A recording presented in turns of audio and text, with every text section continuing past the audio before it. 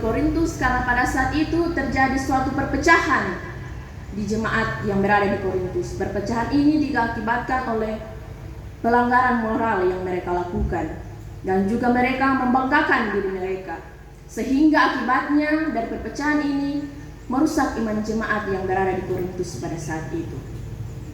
Terlebih pada kitab yang ayat 15 ini, Korintus memberikan suratnya untuk menegur jemaat yang ada di Korintus karena pada saat itu mereka tidak percaya akan adanya kebangkitan setelah kematian.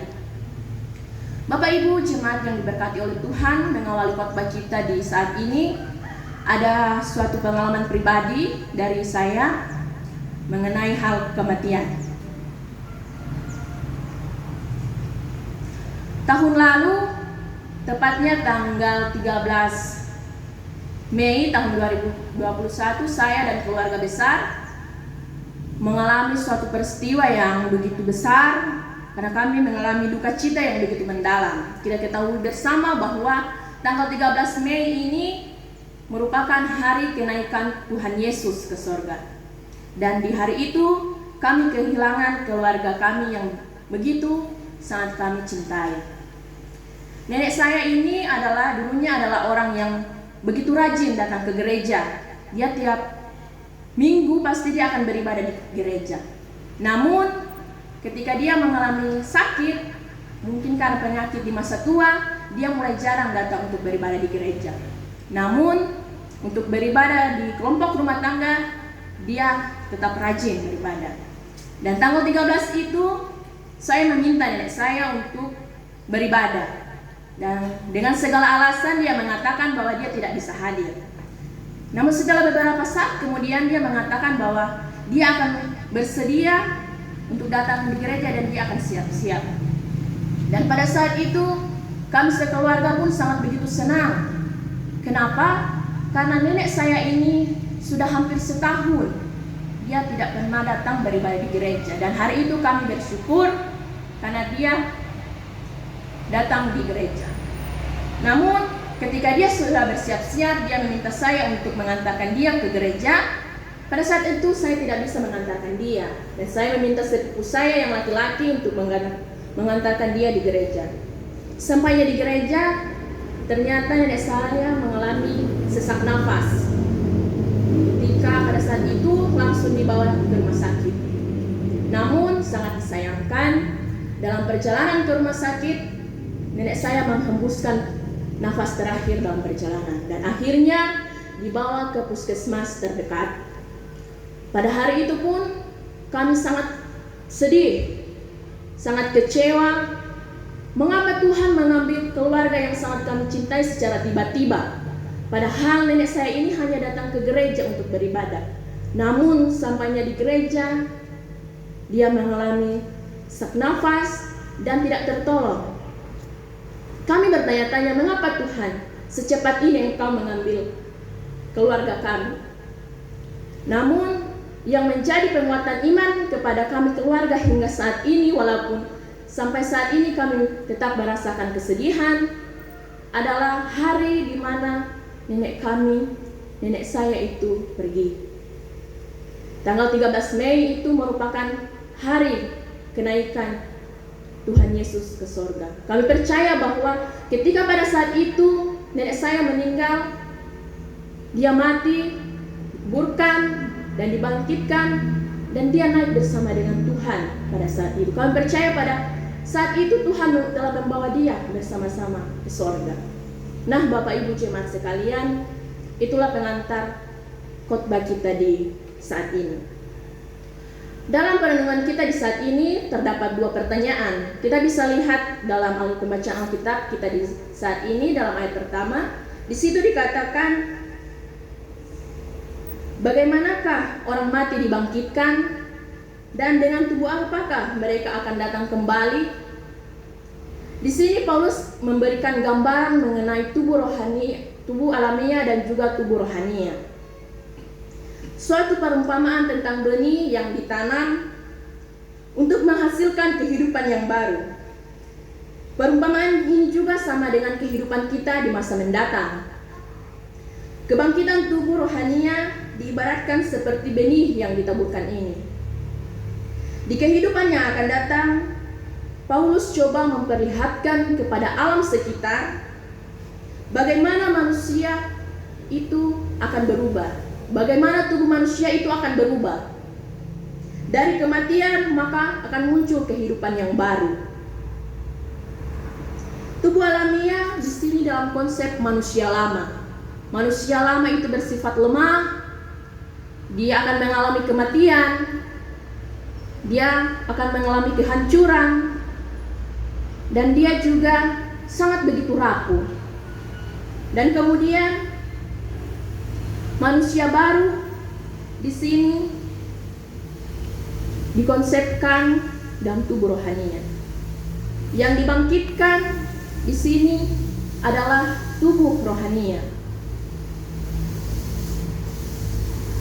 Tubuh rohania dalam konsep manusia yang dibangkitkan merupakan manusia yang abadi, kekal. Dia tidak akan mengalami kematian, dia tidak akan mengalami kehancuran, dan juga dia melampaui batas ruang dan waktu. Kemudian tubuh rohania ini dia sangat berbeda dengan tubuh alamiah. Kita di sini dapat melihat bagaimana perbedaan antara tubuh alamiah dalam konsep manusia lama dan juga tubuh rohania dalam konsep manusia yang telah dibangkitkan. Manusia lama mempunyai sifat yang lemah, mudah hancur, akan mengalami kematian, dan juga dia sangat begitu rapuh. Sedangkan manusia yang telah dibangkitkan, dia merupakan manusia yang baru, dia kekal abadi dan melampaui ruang dan waktu.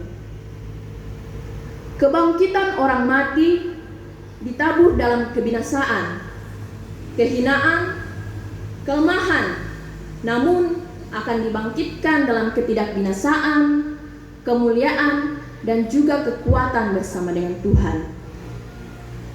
Lalu juga Paulus di sini menggambarkan Adam sebagai manusia lama. Dia datang ke dunia diciptakan dari debu tanah dan hidup memakai rupa tubuh alamiah dalam konsep yaitu manusia lama. Kemudian dia juga akan memakai konsep manusia yang telah dibangkitkan. Dia dibangkitkan dan menjadi manusia yang baru. Kemudian dia menjadi manusia yang dibangkitkan dengan tubuh rohania yang berasal dari sorga, yang hidup dan yang menghidupkan. Yang pertama datang adalah tubuh alamiah, barulah tubuh rohania. Kita semua yang berada di tempat ini telah memakai rupa tubuh secara alamiah.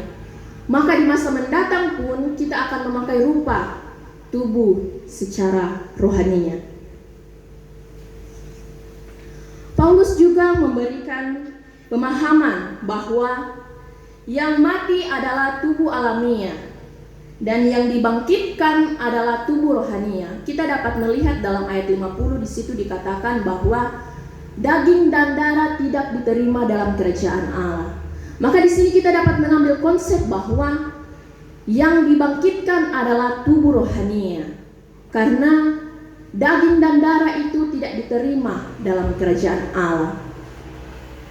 Ketika kita dibangkitkan, maka kita akan hidup baru bersama dengan Kristus. Dan di sini juga kita diingatkan tentang kematian Yesus di kayu salib. Dengan kematian Yesus di kayu salib dan kebangkitannya, maut telah dikalahkan dan kita manusia memperoleh kehidupan yang baru dan keselamatan melalui kematian Yesus di kayu salib. Kita sebagai umat Kristen pada saat ini seharusnya menjadi umat yang kuat, tidak lemah, mampu menghadapi segala persoalan dan juga tantangan dalam setiap kesulitan dalam kehidupan kita. Sebagai manusia yang hidup di masa sekarang ini, kita diingatkan bahwa kehidupan berakhir bukan hanya melalui kematian saja, Tetapi setelah kematian, kita akan memperoleh kehidupan yang baru. Kita akan memperoleh keselamatan dan hidup baru bersama dengan Tuhan. Maka kita harus memelihara keselamatan itu sebagai dasar iman percaya kita setiap hari.